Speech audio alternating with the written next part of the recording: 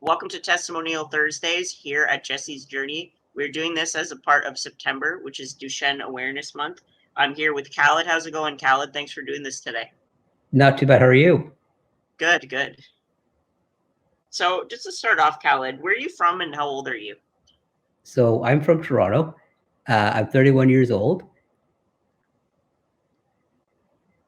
Awesome. And just to start off, to break the ice a little bit, what's a fun fact about you that may be a little interesting?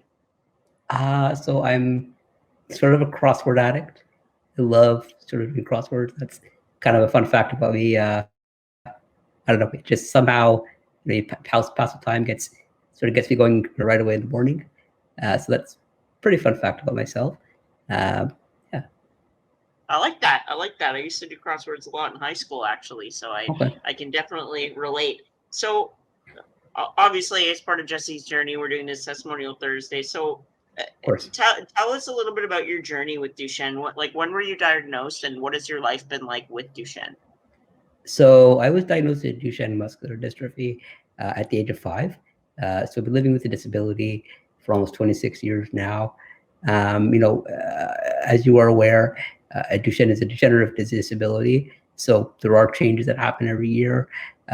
Certain things that I used to be able to do in the past are not possible now. A lot of health changes. But I've been fortunate enough to be supported by a great supportive family, a good team of understanding friends, some great caregivers, and a really good medical team. And I think being around this long, I owe it to them. I think they've really helped me to get through some of the challenges that individuals with Duchenne face. And there are some health and emotional challenges that one goes through over the years.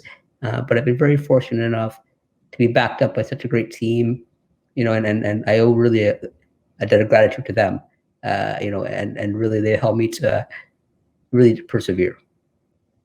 Definitely, it really does help having the support. I've been lucky enough to have a big support system as well, and definitely I can agree with you. Wouldn't be here without them, that's for sure. And what was it like growing up with Duchenne as a young boy? Well, it did come with a bit of challenges, social challenges, really trying to fit in the community as a individual with a disability.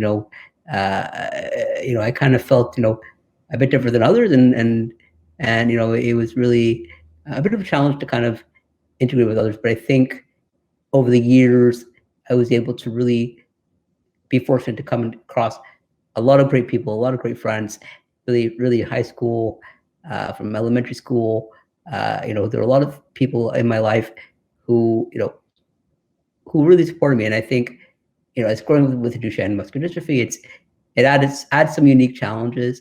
Your teens and adults, have many of the challenges, but when you have a disability, it adds a bit of a bit more of a complex layer. And some of these challenges, really getting around in the community, really maintaining your independence. Some of those challenges that we, a lot of us do take for granted. And I think I've been very fortunate enough to have just an environment that really just pushed me forward in terms of just maintaining my independence, and whatnot. Definitely, and I think society is slowly accepting disabled people more and more. So I think it's getting a little easier. Obviously, having a disability life is a little bit different than others, but I really like your outlook. Very similar to mine. Just keep trucking, right? There's not much you can control, so do the best you can. So, Khalid, a very interesting tidbit. So I've heard recently that you attended the law program at Western. To start off, what brought you into law, and what was the experience going to law school like? So I think I have to kind of start from the beginning. So I did my undergrad at University of Toronto. I did a Bachelor of Arts in Political Science and International Affairs, and then I pursued my master's right after that. And I think grad school is where I developed really that interest. And coming from a family of lawyers myself, I was exposed to the law from early on, but it wasn't really until after grad school U of T and whatnot, that I began to be more passionate about the issue. And I think what I've learned this past year is that, the world is a different place, and I think, being an individual with a disability, I, face another unique challenges, and these challenges are not faced by me alone. There are people inside who really need support. And, I think coming out of grad school, I could see the need for advocates out there. I was really driven by an interest of shaping, political change. However, I began to see that, the law was a different avenue to kind of get things moving. And I think, as a lawyer, we're empowered to push the law forward, and push the law forward, means helping a number of groups who may, be disadvantaged in society. And I think as an individual with a disability, I bring a unique perspective in kind of helping to push that forward. So really, that's what's been driving my passion, just the ability to institute change. And I think I'm very fortunate to be able to be in that area. Definitely, it sounds like a very interesting thing to go into. It's quite the undertaking to study that. So, like, as a student living with Duchenne, what was the school journey like as someone with a disability? So, going away to Western, starting out, I'm from Toronto, I'm from the big city, and moving out to a town where I don't really know that many people. I'm away from my family. I'm away from my support system. It was a bit of a daunting, start. I think there were a lot of unknowns going into it, in terms of, making sure that I was able to flourish, that my needs were being met. And, really from the get-go, we were astonished at how supportive the university was from the start.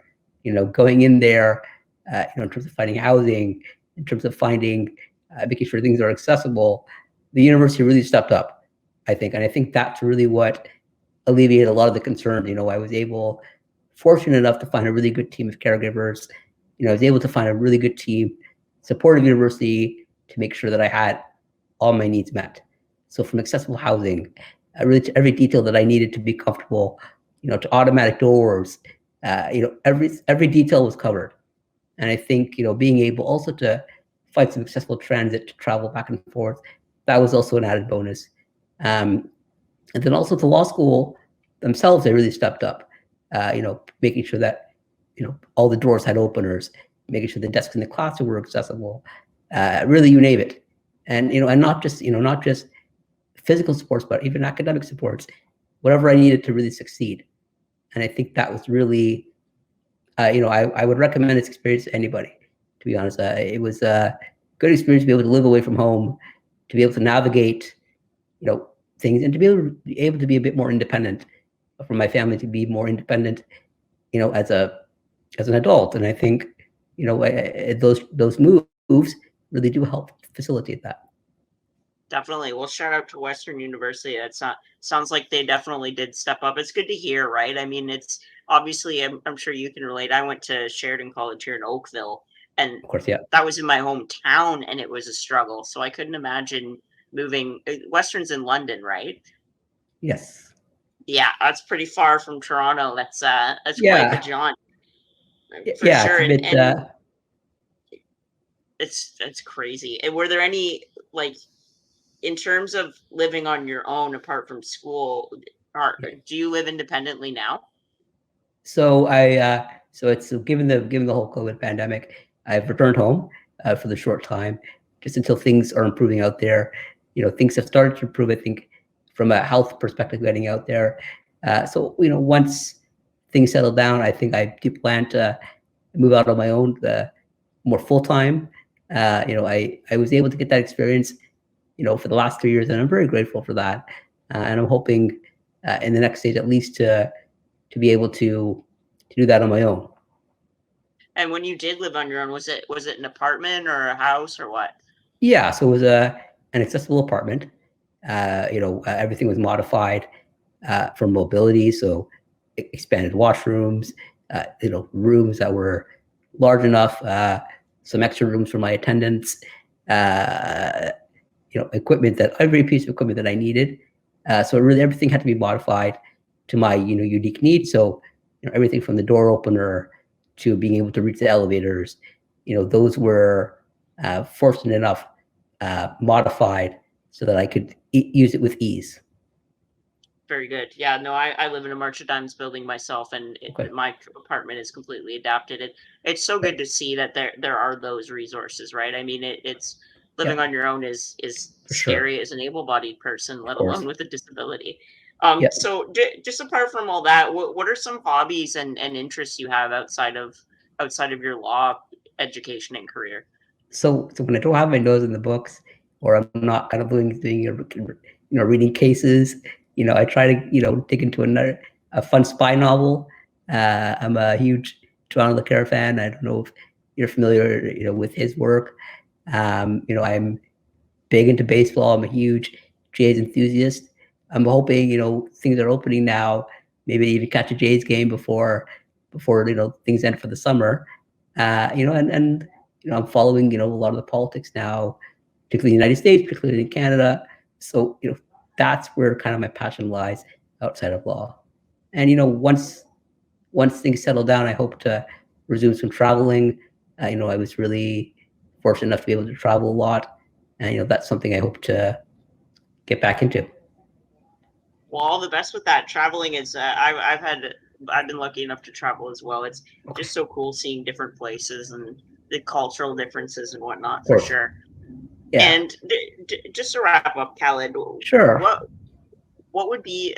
I've got two questions for you. So, first, in terms of school, what advice would you give to someone with Duchenne looking to pursue a post-secondary career? So, I think really the biggest thing is that, take risks, I think, and also really keep an open mind, and also, don't, anything is possible if you put your mind to it. I think, one of the biggest fears that I faced, throughout, even going away to school for undergrad was, what am I going to do when I go out? What supports are there? Maybe there's no supports. Check it out. I think it's very important you keep an open mind when it comes to getting your needs met. And I think if your needs aren't being met, advocate. It's very important that, we, really advice goes to anybody with a disability, the importance of advocating for yourself, advocating for your needs, knowing what your needs are. I think those are very important things. But, never say never, I guess I would say that, there's always a way. It may be a bit of a difficult challenge in some cases, but there's always a way, and there's always a way to really get out there. So really anybody, if they're, wanting to get out and pursue studies, I would really vouch for just putting yourself out there as much as possible. Definitely. I can definitely agree to that. And the last question is, what would you tell somebody who might not know about Duchenne? Like, what advice would you give to someone who may want to help out? Sorry, can you repeat that one more time? Just what would you tell someone who might not know a lot about Duchenne, and maybe if they're looking to maybe support research, what would you tell them? I think, Duchenne is a very, it's a very complicated disorder. I think it not only affects people, people living with the disease, but people around them, and I think, individuals with Duchenne really need as much support from the community as possible really to succeed. And I think my success really has been driven by my community, by the community that I've been fortunate to have around me. And I think, at every level, we could use support. And I think, being able to support individuals with Duchenne and sort of, some of the challenges they face, I would certainly, push you to keep an open mind when it comes to things, and, any support is welcomed. Definitely. I can totally agree with that. Well, on behalf of Jesse's Journey, thank you so much to everyone who watched. We would really appreciate it if you could share and like on whatever platforms you're watching on. And thanks again, Khalid. We really appreciate it. No, well, thank you for your time. And it really was a great chatting with you today, Clayton. Awesome.